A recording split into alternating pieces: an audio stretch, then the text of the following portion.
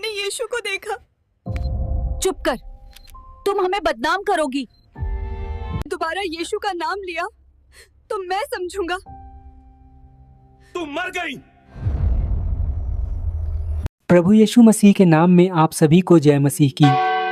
हमारे एक और नए वीडियो में आपका हार्दिक स्वागत है। दोस्तों, परमेश्वर का वचन कहता है, क्योंकि जैसा पिता मरे हुओं को उठाता और जिलाता है, वैसा ही पुत्र यानी प्रभु यीशु भी जिन्हें चाहता है उन्हें जिलाता है। हम सब जानते हैं कि जब यीशु मसीह इस संसार में थे, तब उन्होंने याईर की बेटी जो बुखार से मर गई थी, उसे उसने जीवित किया। फिर एक विधवा का बेटा जो अंतिम संस्कार के लिए ले जाया जा रहा था, उसे उन्होंने जीवित किया। और लाजर जो यीशु के मित्र थे, उसे उन्होंने 4 दिन बाद कब्र से जीवित किया। इन घटनाओं में यीशु ने न केवल शारीरिक रूप से मरे हुए लोगों को जिलाया, बल्कि ये भी प्रदर्शित किया कि उनमें जीवन और मृत्यु पर अधिकार है। देखिए, इस दुनिया में जितने भी अविश्वासी लोग, वो चाहे किसी भी धर्म के हों, जो यीशु मसीह पर विश्वास नहीं करते, लेकिन उनके दिल में सच्चाई को जानने की चाहत और खोज होती है, साथ ही उनके जीवन में परमेश्वर की कोई योजना होती है, तो फिर चाहे उसके हालात कितने भी बुरे क्यों ना हो जाएं, यहाँ तक कि वो मृत्यु की शैया पर भी क्यों न चले जाएं, फिर भी परमेश्वर उनकी रक्षा करते हैं और अंत में उनके जीवन में अपनी सच्चाई को प्रकट करते हैं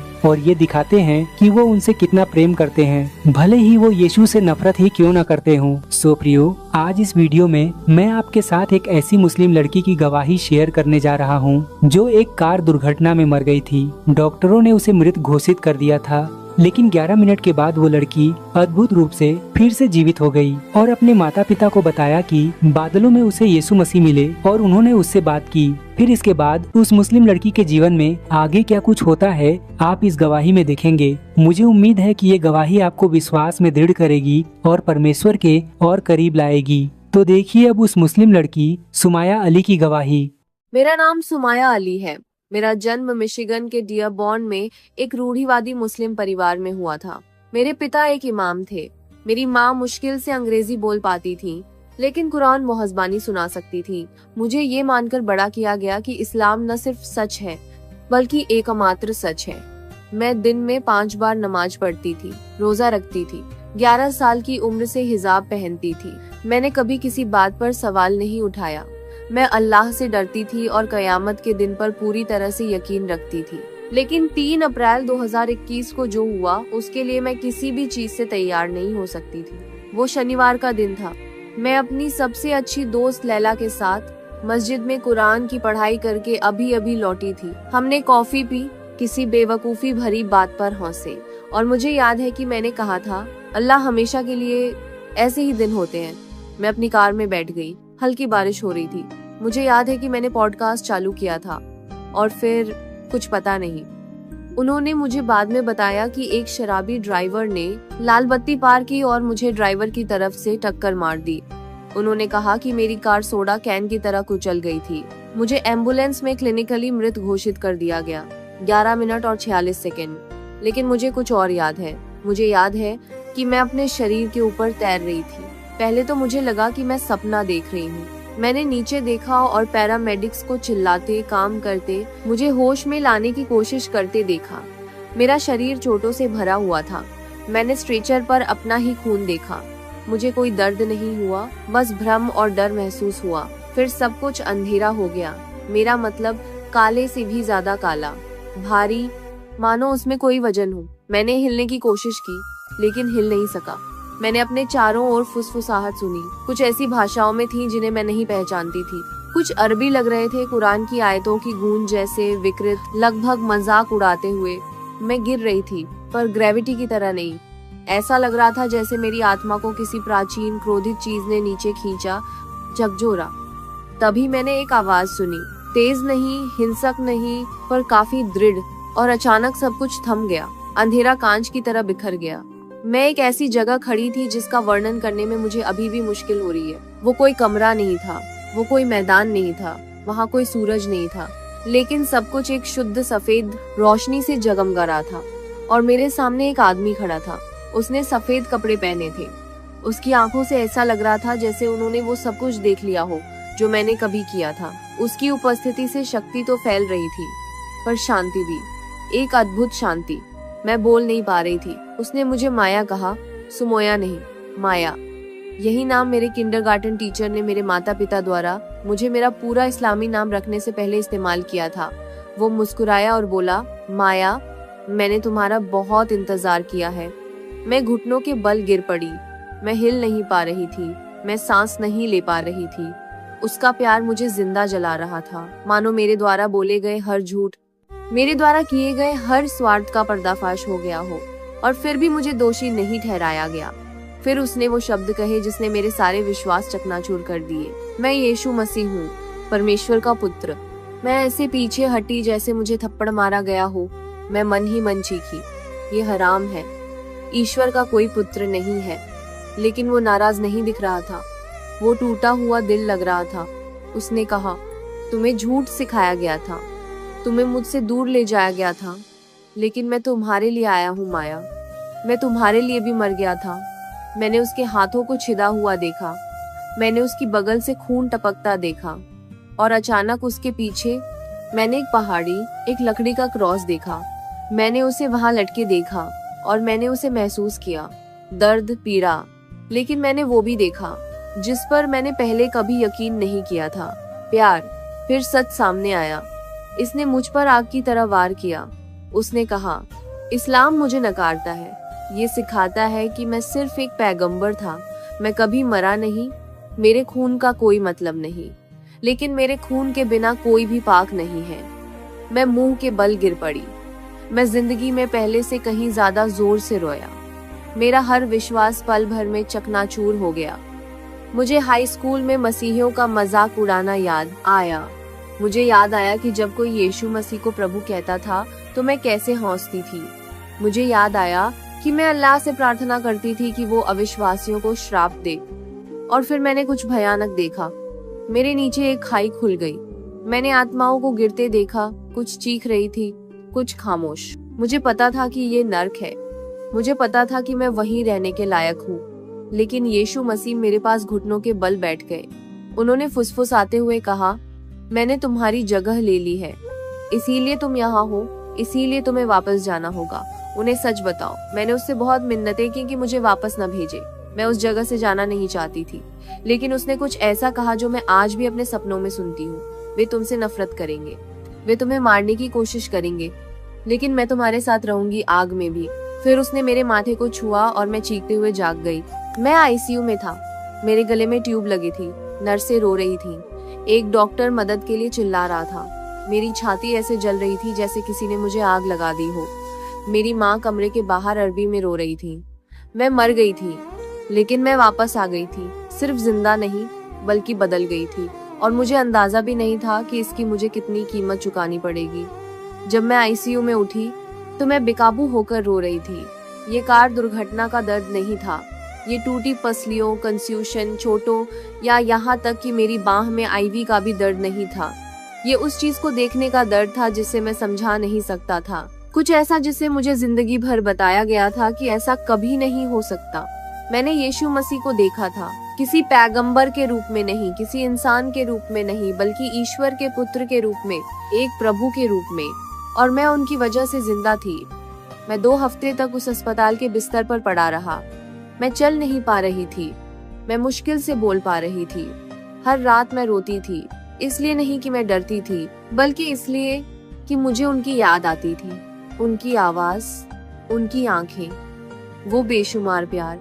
मैं मरने तक कभी शांति नहीं जान पाई थी। मुझे याद है कि एक बार जब नाइट नर्स मेरी नाड़ियों की जांच कर रही थी, तब मैंने फुसफुसाकर यीशु का नाम लिया था। उसने मुझे अजीब तरह से देखा और पूछा, क्या तुम ठीक हो हनी? और मैं बस इतना ही कह पाई। मैं उससे मिली थी। वो रुकी, फिर धीरे से सिर हिलाया और बोली, मुझे तुम पर विश्वास है। वो पहली व्यक्ति थी जिन्हें मैंने बताया था। दूसरी व्यक्ति मेरी माँ थी। काश मैं कह पाती कि सब ठीक रहा, सचमुच, लेकिन उस पल ने सब कुछ बदल दिया। वो गुरुवार की दोपहर थी। खिड़की से सूरज की रोशनी आ रही थी। मेरी माँ मेरा हाथ पकड़े हुए धीरे से कुरान पढ़ रही थी। उन्हें लगा कि मैं सो रही हूँ, लेकिन मैं सो नहीं रही थी। मैं उनकी ओर मुड़ी और बोली, माँ, मेरे जाने के बाद कुछ हुआ था। उन्होंने मुझे कोमल आंखों से देखा और मुस्कुराई। हाँ हबीबती, अल्लाह ने तुम्हें बचा लिया। मैं झिझकी। मेरा गला रुंध गया। मेरा दिल तेजी से धड़क रहा था। नहीं माँ, मैंने किसी को देखा, मैंने सोचा, लेकिन वैसे नहीं जैसे हमें सिखाया गया था। उसने मुझे बताया, उसने मुझे दिखाया, वो परमेश्वर का पुत्र है। उसकी आंखें जम गईं। उसका हाथ मेरे हाथ से फिसल गया। उसने दृढ़ता से कहा, नहीं, तुम सपना देख रही थी, तुम कंफ्यूज थी। मैंने फुसफुसाया, माँ। उसने मेरा नाम लिया। उसने मुझे बताया कि वो मेरे लिए क्रूस पर जीवन दिया है। उसने मुझे बताया कि इस्लाम सत्य नहीं है। वो अचानक खड़ी हो गई। उसका चेहरा पीला पड़ गया था। वो पीछे हट गई, जैसे मैं कोई खतरनाक चीज बन गई हूँ। उसने कहा, ऐसा दोबारा मत कहना। उसकी आवाज कांप रही थी। मैं झूठ नहीं बोल रही हूँ माँ। मैंने उसे देखा था, मैंने उसका प्यार महसूस किया। उसने मुझे अपने पीछे आने के लिए कहा।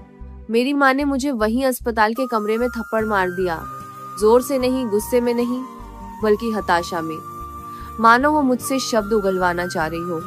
उसने कहा, तुम हमारे परिवार को शर्मिंदा करोगी, तुम इसे कभी मत दोहराना। अपने पिता से नहीं, अपने भाइयों से नहीं, किसी से भी नहीं। वो रोती हुई चली गई। उस रात मैं पहले से कहीं ज्यादा जोर से रोया। इसलिए नहीं कि मुझे चोट लगी थी, बल्कि इसलिए कि मैंने उसे अभी अभी खोया था। वो पहला नुकसान था। दूसरा नुकसान 3 दिन बाद हुआ, जब मेरे पिता आए। मेरी माँ ने उन्हें सब कुछ बता दिया था। वो चुपचाप अकड़ कर आए। उन्होंने मेरे सिर को वैसे नहीं चूमा जैसे वो पहले करते थे। वो बैठे भी नहीं। उन्होंने कहा, सुमोया, तुम हमेशा से मजबूत रही हो, लेकिन दिमाग ये चालाकी कर सकता है, खासकर आघात के बाद। मैंने कहा, बाबा, मैं सदमे में नहीं हूँ। मैंने उसे देखा। मैं यीशु मसीह से मिला।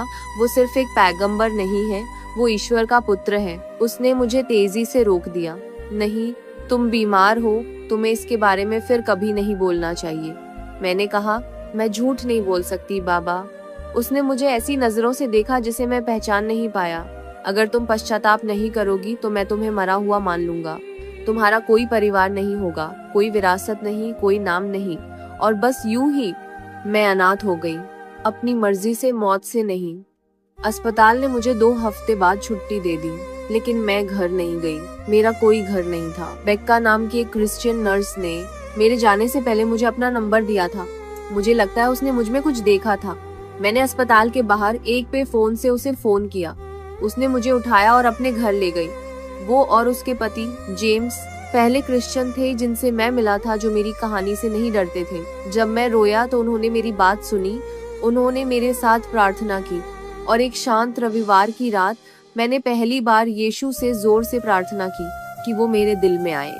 मैंने अपने पापों को स्वीकार किया। मैंने माना कि मैं खो गया था। मैंने उससे कहा कि मैं उसका अनुसरण करना चाहती हूँ, भले ही इसका मतलब सब कुछ खोना हो। जब मैंने प्रार्थना पूरी की तो बत्तियां नहीं बुझी, मैंने गड़गड़ाहट नहीं सुनी, लेकिन अंदर कुछ बदल गया, कुछ टूटा और कुछ नया पैदा हुआ। मुझे आजादी का एहसास हुआ, सचमुच आजादी का। और ये आजादी खतरनाक थी क्योंकि मैंने एक गलती की थी। मैंने अपनी गवाही सार्वजनिक रूप से साझा की। मैं ऑनलाइन गई और एक वीडियो रिकॉर्ड किया। मैंने अपने डेथ एक्सपीरियंस के बारे में सच बताया। मैंने कहा, यीशु जीवित है और वे एक नबी से कहीं बढ़कर है। वे मरे और फिर जी उठे। मैंने उन्हें अपनी आंखों से देखा है। और वो वीडियो बहुत तेजी से फैला। कुछ ही दिनों में मुझे संदेश मिलने लगे। कुछ संदेश मसीहियों के थे जो मुझे धन्यवाद दे रहे थे, मेरे लिए प्रार्थना कर रहे थे, लेकिन ज्यादातर संदेश उन लोगों के थे जिन्हें मैं पहले जानती थी। मेरे चचेरे भाई ने मुझे सबसे पहले मैसेज किया। उसने कहा कि मैं बदनाम हूँ। मेरे चाचा ने धमकी दी कि अगर मैंने वीडियो डिलीट नहीं किया तो वे मेरे पीछे लोगों को भेज देंगे। फिर सबसे बुरा मैसेज आया। ये किसी गुमनाम व्यक्ति का था।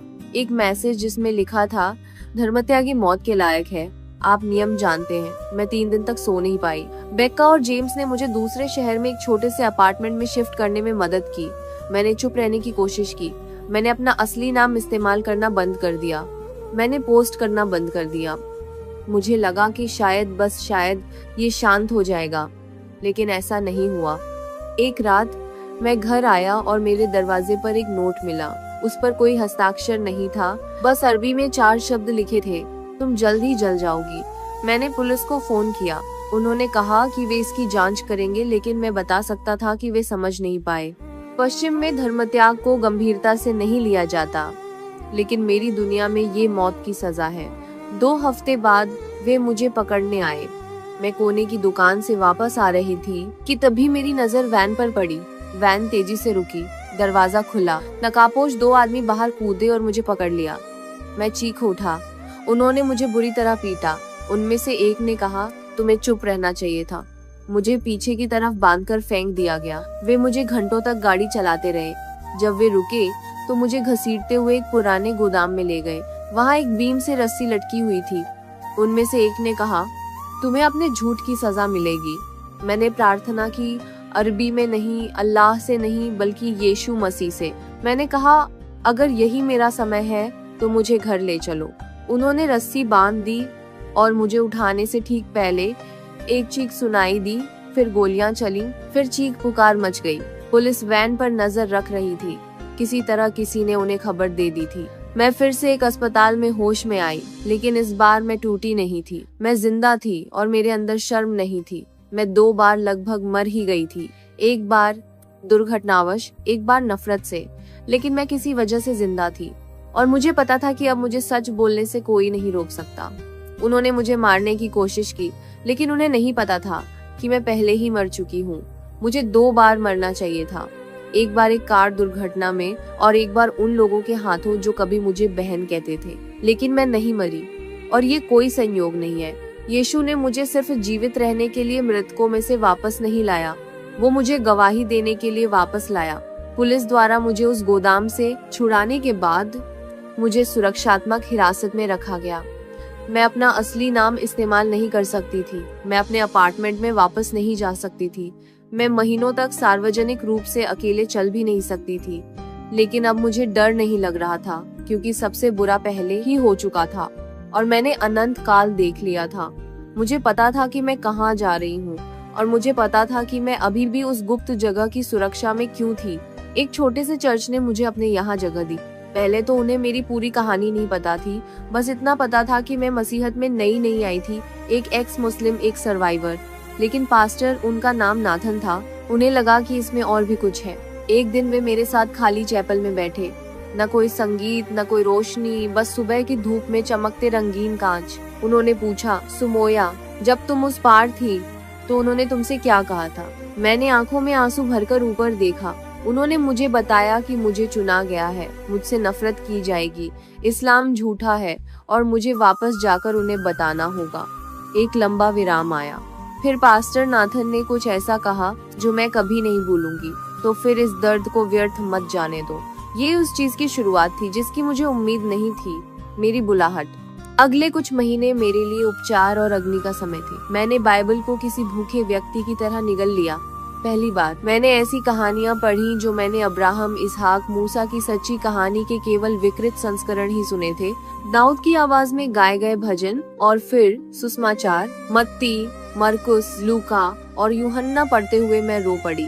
मैंने उस चेहरे को देखा जो मुझे उस प्रकाश के स्थान से याद था। मैंने उसके शब्द पढ़े और वे बिल्कुल वही प्रतिध्वनित हुए जो मैंने मरने पर सुने थे। और फिर मैंने क्रूस, लहू, विश्वासघात, पुनरुत्थान के बारे में पढ़ा और मैं अपनी हड्डियों की गहराई में जानता था। मैंने कोई मतिभ्रम नहीं देखा था, मैंने कोई स्वप्न नहीं देखा था। मैंने परमेश्वर के मेमने को अपने सामने खड़ा देखा था, घाव सहित। नवंबर की एक ठंडी शाम को तारों के नीचे नदी में मेरा बपतिस्मा हुआ और जैसे ही मैं पानी से बाहर आया, मुझे लगा जैसे कुछ मुझ पर बह रहा है। सिर्फ क्षमा नहीं, बल्कि एक आग।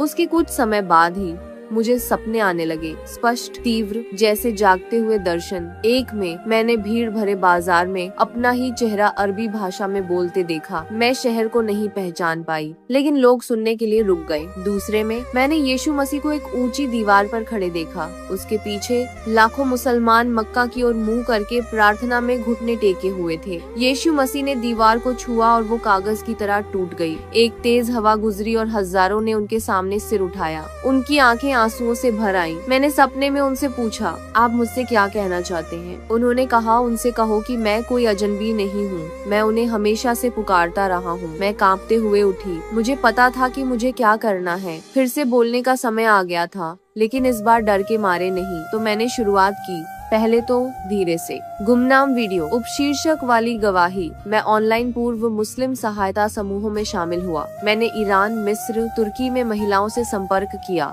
गद्दों के नीचे बाइबल छुपाने वाली महिलाएं, वह महिलाएं जो सपनों में यीशु मसीह से मिली थी लेकिन किसी को बताने से डरती थी। मैंने उनके साथ दुआ की, उनके साथ रोया और उन्हें अपनी कहानी सुनाई। कुछ ने इस्लाम छोड़ दिया, कुछ को पीटा गया। पाकिस्तान में एक महिला ने हमारी बातचीत के 1 हफ्ते बाद मुझे मैसेज किया। उसने बताया कि उसने अपने परिवार के सामने यीशु को स्वीकार किया था और उन्होंने उसकी बाइबल जला दी, लेकिन उसका विश्वास नहीं।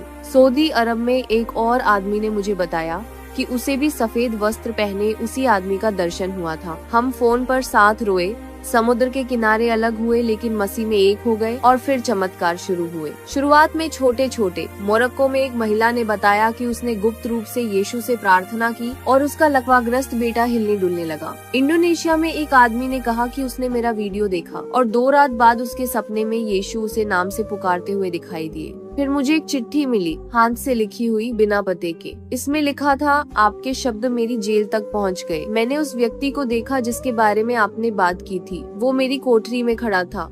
उसने कहा, मेरे पास आओ, मैं अब उसका हूँ। भले ही वे मुझे कल फांसी पर लटका दे, मैं आजाद हूँ। कोई हस्ताक्षर नहीं, लेकिन ये पर्याप्त था। और तब मुझे पता चला कि मैं सिर्फ बचाई नहीं गई थी, मुझे भेजा गया था। और यीशु ने मुझे जो संदेश दिया, विशेष रूप से मुसलमानों के लिए, वो है, भुलाए नहीं जाते। वो आपका दुश्मन नहीं है, वो कई लोगों के बीच एक पैगंबर नहीं है, वो मार्ग, सच्चाई और जीवन है। इस्लाम ने आपके दिल को कैद कर लिया है, आपको नरक से डरा दिया है और उस खून को रोक दिया है जो आपको बचाता है। आप प्रेम के लिए बनाए गए थे, डर के लिए नहीं, गोद लेने के लिए, गुलामी के लिए नहीं।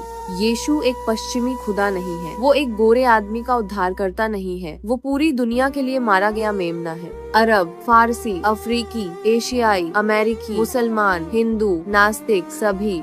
उसने मुझे बताया कि वे मेरा नाम गुप्त रूप से जानते हैं। मैं उन्हें दिन के उजाले में पुकारूंगी और इसीलिए मैं अब भी बोलती हूँ। धमकियों को जानते हुए भी, ये जानते हुए भी कि वे अब भी मुझे मरवाना चाहते हैं, क्योंकि यीशु ने मेरे लिए सब कुछ दांव पर लगा दिया। मैं चुप कैसे रह सकती थी? उसने मुझे ये आवाज दी, उसने मुझे ये आग दी। और अगर मैं कल मर भी जाऊँ तो खुशी से मरूंगी, क्योंकि मैंने प्रभु को देखा है, मैंने अनंत काल को छुआ है और मैं अब कभी भी पहले जैसी नहीं रहूंगी। तो अगर आप ये सुन रहे हैं और डर में फंसे हुए हैं, अगर आप प्रार्थना कर रहे हैं लेकिन कुछ नहीं सुन रहे हैं, अगर आप उस ईश्वर से प्यार पाने की कोशिश करते करते थक गए हैं जो आपको सिर्फ आग से धमकाता है, तो ध्यान से सुनिए। यीशु आपको देख रहे हैं। आपके जन्म से पहले से ही वो आपका नाम पुकार रहे हैं और वो आपके हाँ कहने का इंतजार कर रहे हैं। किसी धर्म के लिए नहीं, बल्कि खुद के लिए। ये धर्म परिवर्तन की कहानी नहीं है, ये एक पुनरुत्थान की कहानी है और ये आपकी भी हो सकती है। मैं सुमाया अली हूँ, मैं मुसलमान थी, मैं मर गई, मैं यीशु से मिली